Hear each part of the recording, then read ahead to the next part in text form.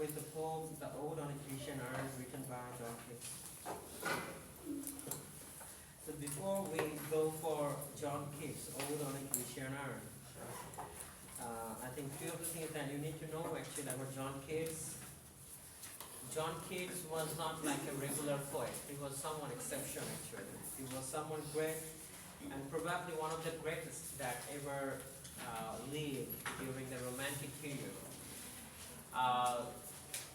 John Keats is not famous because he was purely romantic, but he was obviously he was genius in the way he used to write actually, and about the content he used to deliver. And the content he used to, somehow, he used to bring in his poem just to make it more understandable and more beautiful. And Ode on a Grecian Urn is one of the prime examples of the beauty of John Keats' poetry. John Keats was born in 1895 and he died in 1821. So he lived for only how many years? 26. Only 25 years. How many years? 26. Only 25 years. And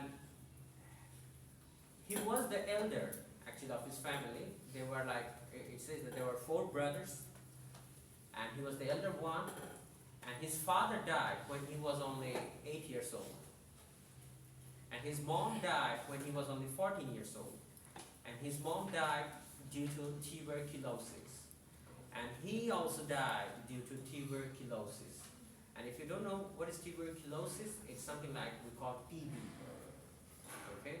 So it's kind of a disease. It's kind of like pneumonia. The biggest, it's the larger. It's something like severe pneumonia. Okay? It's kind of like this is what is to happen with John Keats. So when you are reading John Keats, a few things you also need to know actually. He was actually a physician. You know what is a physician? Like he was kind of like general practitioner of medicine actually. He was kind of like a little surgeon. So he somehow he got few of his ideas actually basically kind of like he wanted to be a doctor, but later on he became what? A poet. So he gave up his medicine career just only to become a poet, and later on he became someone great. But he couldn't, just got the flame of his fame when he was alive, but he got the flame of the fame when he was dead. And it's written on his grave. There is a famous line written on his grave: John Keats, 1795 to 1821. And there is a poem written on his, that's called Tombstone. It's written like, "Here lies the one whose name was written on the water." He used to believe that no one is going to read his poem. No one is going to like his poetry. And because he started to write his poem when he was 14 years old, and later on he started to publish his poems like when he was 19 years old. And when he was 21, I think this is what you get right now. It was published in 1819, the Ode on a Grecian Urn, the collection of the odes. And then each ode is famous due to its content and its subject matter. But before we jump to John Keats, we need to understand Plato's theory of form. Because John Keats was really, very much inspired by Plato. And you know that he was very much inspired by the Greek mythology as well. And during that time, I think you have studied Plato of the theory of the cave, right? So far you know that, but if you don't know the theory of the cave, but it's okay. So I'm going to give you a bit idea about what is theory of form.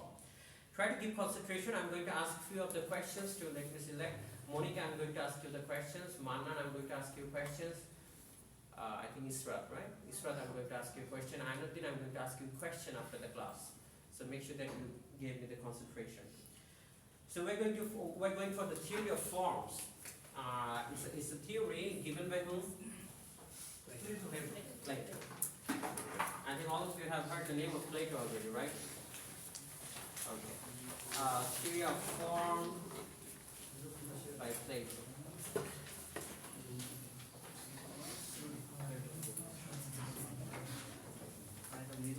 So if I I go for the theory of form by Plato, I just need to do a few things here.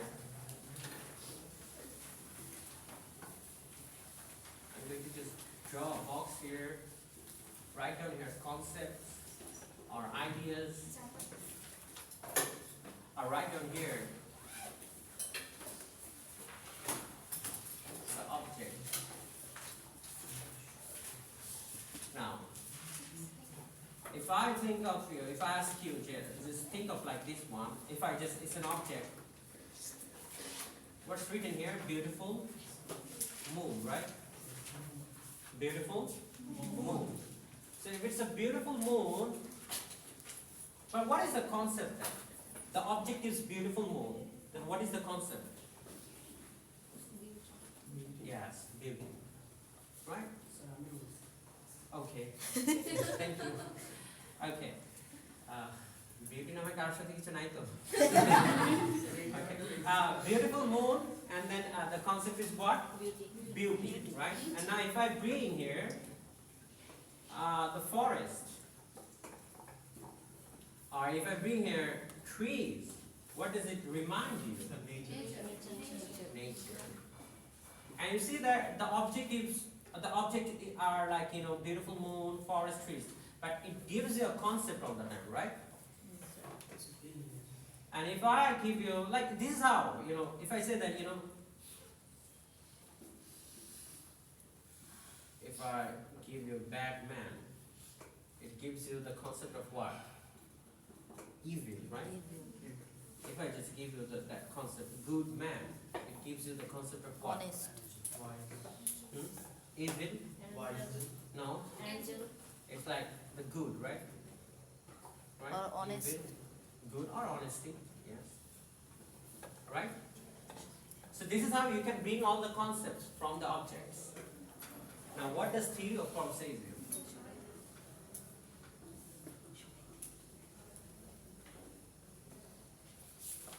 Now, if the beautiful moon reminds you of beauty, the forest reminds you of nature, the bad man reminds you of evil, the good man reminds you of good and honesty. These are the things they remind you of, right? All the time, they're going to remind you. Now, these objects, you can word these objects with 5 of your senses, right? What are the 5 senses you have? Hearing, listening. Object. Right? You can see, this is one of the senses, right? You can touch, hand, like this is one of the senses. So you have how many senses? 5 senses. But there's another sense like you cannot see or touch. 6 sense.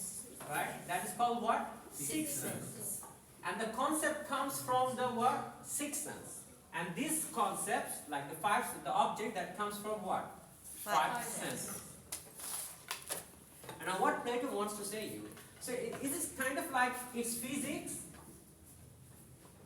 and it's what? Metaphysics. It is what? Metaphysics. Metaphysics is something that you cannot touch, but you can feel it. And sometimes you cannot see it even, but you can feel it. That's called metaphysics. Now, if I go for this one right now, just have this one, let's go for, this is what Plato wants to say. Plato wants to say you so many things actually.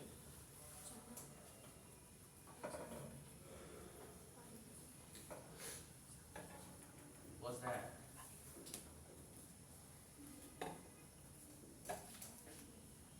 What's that? It's a box. It's a box, right?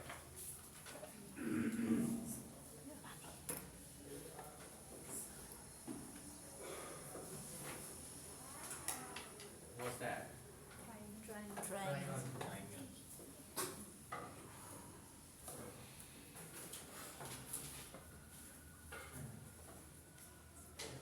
I'm not good at drawing actually. Can anyone just help me to draw a chair? Chair. Anyone? Chair? Chair. Chair.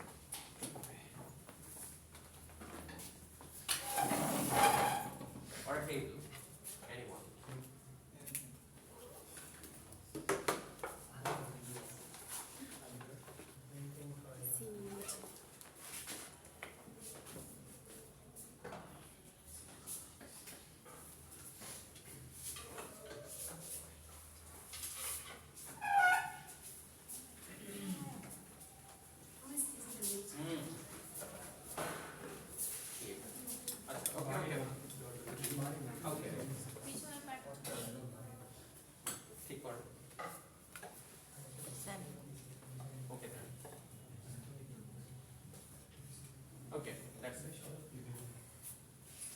it out like that? This one is what? Table. A table. How do you understand it? It's a table. Why? Why are you saying it a table? Super white space. 4 legs. Because we did all It's a table. So you have a previous concept already. This is what a table looks like, right? That's what you were saying a table. Now why are you saying in a box? Why are you saying in a box? Because it looks like a box, right? And you had witnessed this before. And why are you saying in a triangle? It looks like a triangle, right? Nice. The shape. And so this is what? Tree. Tree.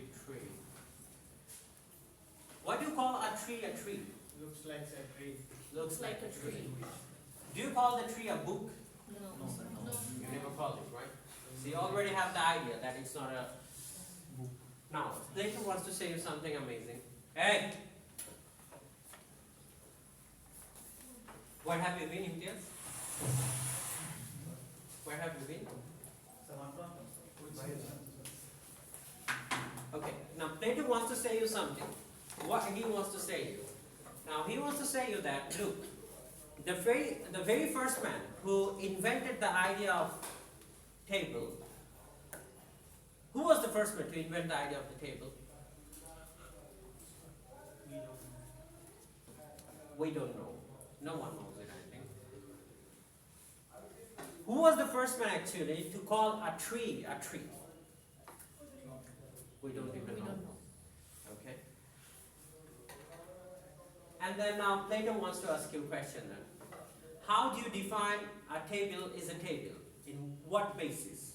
Why are you calling a table a table? Why are you not saying that the table is a chair and the chair is a table? Why? For the structure and the ideas, right? Ideas you have. It means that when you're saying a table is a table, it means that you have the idea what a table is exactly. Right? So you never do the mistake actually. You never call a chair a table and the table a chair. You have the idea. Now Plato wants to say you that, like, if you look at the triangle or even the box, there is no perfection actually. That is, what is the, a triangle is what? How many degrees? 100? 180 degrees, right? Now Plato wants to say you that whatever you see in the universe is not exactly the same. Or it's not the ideal. It's not what? The ideal. You have to understand it, the word. It's not what? Ideal. It's a replica. It's what? Replica. And what's the replica? It's a copy. Like the man who first invented the table, Imtiaz, keep concentration. The man who invented the table for the first time, do you think that, you are using the same form of table in this modern era? No. But still, you call the table a table. Why? Because the idea is same. The concept is what? Same. The structure is same, right? That means that people only follow the form. Like, look at the chair. Okay? How many legs are there for the chair? 4. And if you just look at every chair, you'll find that there are 4 legs. How many legs? 4. And there might be some chair which might have 2 legs. But look, if the chair has 2 legs or 4 legs, but have you ever called that this chair is not a chair? No. Why are you not calling? Even though they differ from shape, they differ in color, they differ in size, but still you say what? The chair is a chair. Why? Because the concept is the same. The form is the same. The idea is the same. And that's why you never question, like, a chair. You never call the chair as a table, and you never call a table as a chair. Because the idea is exactly fixed, that this chair is a chair. Now Plato wants to say you something profound actually. He says that the man who first invented the chair or the table, how did he know actually this is what a table looks alike? Do you understand the question? Yes, sir. The man who first invented the table, who made the table, how did he know this is what a table looks alike? No. Imagine. Huh? Imagine. Imagination, right? Yes. He first imagined it, right? This is how a table can be look like. So then he first made the table, right? Sir ফার্স্টে হচ্ছে কোনো একটা প্রয়োজন হয়তো হয়েছে যে একটা হচ্ছে প্রয়োজন সৃষ্টি হয়েছে দেন সে প্ল্যান করছে Exactly. Yeah, There must be something like everything comes like on the basis of your need actually. So now, for the first time he invented the table, he made the table, and then he named it table. And table is table everywhere. Even in German it's table, in Bangladesh it's table, everywhere it's what? Table. Now the thing is, the question he wants to ask you that, how did he get that concept actually? Imagine that the man who first made the table, imagine that the diameter was, imagine that it was like, if I say that it was like 2 feet. What is the diameter? 2 feet. 2 feet.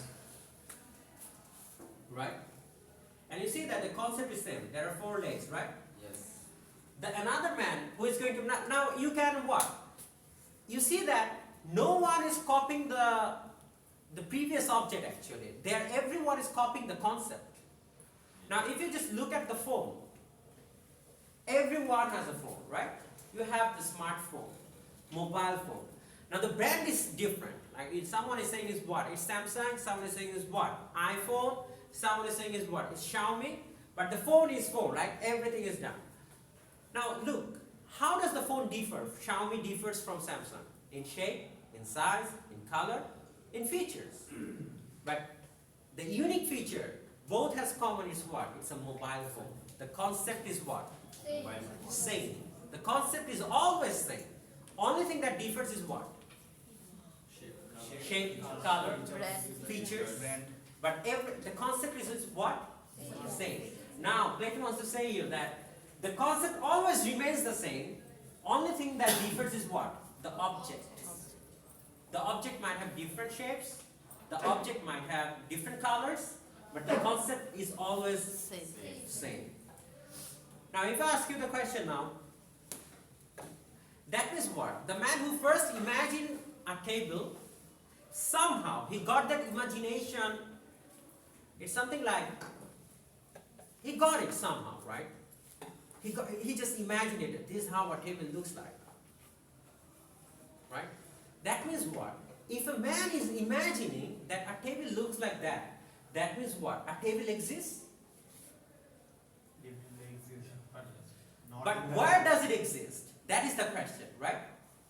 Look, everything that you do in the universe, somehow it exists. And that's why, look, as a human being, we are not the inventor, we are the discoverer.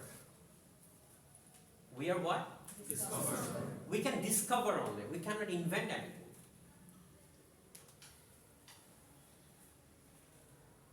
Just check it out. Like everything, somehow you find that in the universe, everything was invented already. God has given you everything already. You do only what?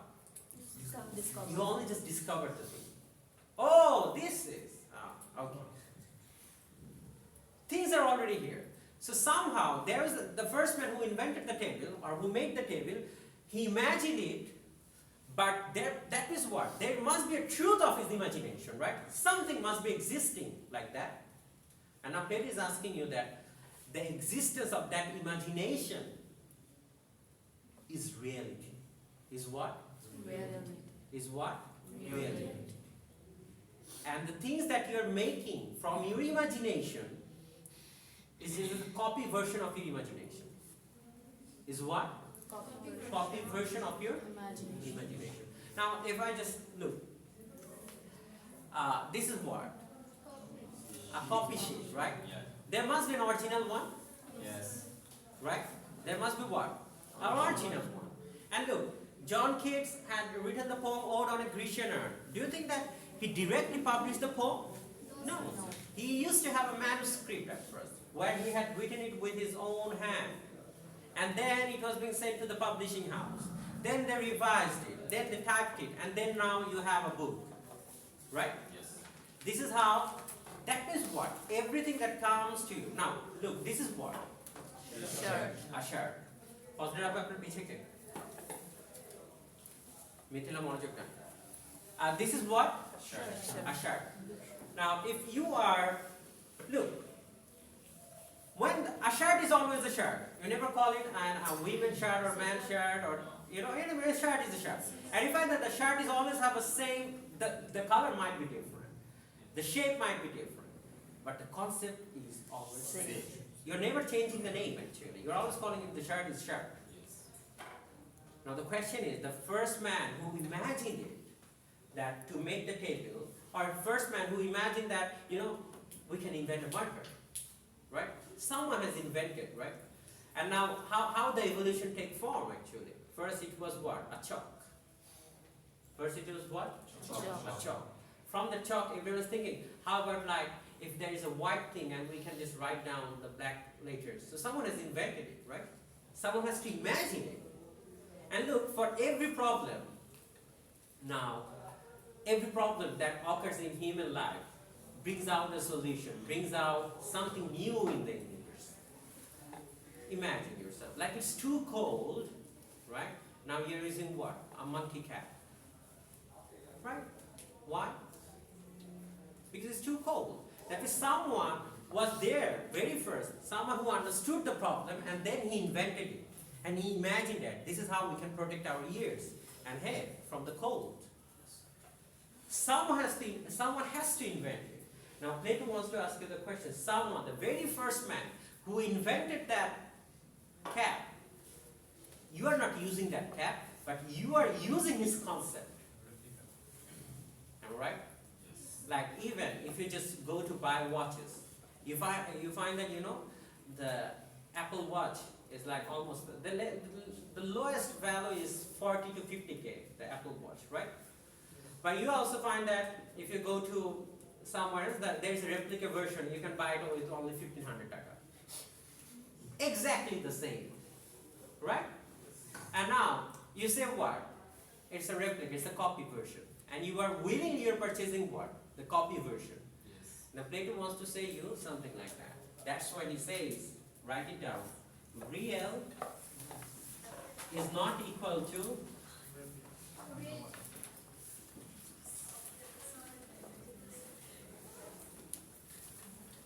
and now Plato says you that real is not equal to reality. I'm writing it here. Real is not equal to what? Reality. Things that you see in the universe is not the ultimate reality. Is not what?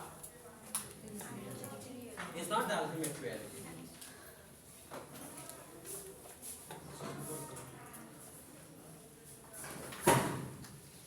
So meaning what? If this is not the ultimate reality, that means the reality is the concept of ideal existence. And you find what? There is a concept of ideal existence in every religion. Like if you die, then you find what? It's either you are going to be thrown in the hell or you're going to get what? Heaven. Right? The ideal existence. You find that every man is equal. Everyone is beautiful. Everyone will do whatever they want. Everyone will be, able to fulfill their desires. This is what? The ideal world, reality. But what is the real? But in this universe is somehow created. This universe is somehow created as a replica version of an ideal version. Are you getting me? It's the copy version. The world you see is a what? A copy version. That means God has created that copy version, meaning what? There must be an ideal version. There must be what? Ideal version. And as a human being, you cannot create that ideal version. And that's why you have only what? The concept. You have only what? The concept. And you're trying to just, establish this concept and you're trying to make some objects based on that concept. but still you cannot go for that reality. Now let me give a very interesting example. I think in Islamic scriptures, I think we all have Quran, right? Yes. Right? You're reading the Quran. Now if I ask you the question, how do you know that this Quran exactly is the same Quran that it used to be like during the time of the Khalifa? Is it the same Quran? No. But the words, the letters, everything is what? Same. Same. Right? But the size might be different. Now if I ask you that, even what Allah says that the Quran is saved in where? Lawhe Mahfuz, right? That is what? The Quran is saved over where? Is written, the Quran is written in where and saved where? In Lawhe Mahfuz. Right now, you are also reading the Quran, right? Which Quran then? Copy. Are you getting me? Yes, sir. Because Allah already is saying in what? I have preserved the original version is where? In where? Mahfuz. And you are using what? The copied version. That means reality is what? Lawhe Mahfuz. And in real you are reading what? The copy version. And that's what Plato is saying you, the real is not equal to what? Reality. সেই জন্যই মানুষ বলে যে এই দুনিয়া দুনিয়া না, আরো দুনিয়া আছে। বুঝতে পারছেন? নাকি বোঝেন নাই? মানে এই দুনিয়া আসল দুনিয়া না। There is a different dunya waiting for you. Clear? So Plato আপনাকে এইটা I think Aisha you are done. I can stop the recording. Thank you. This is what theory of forming.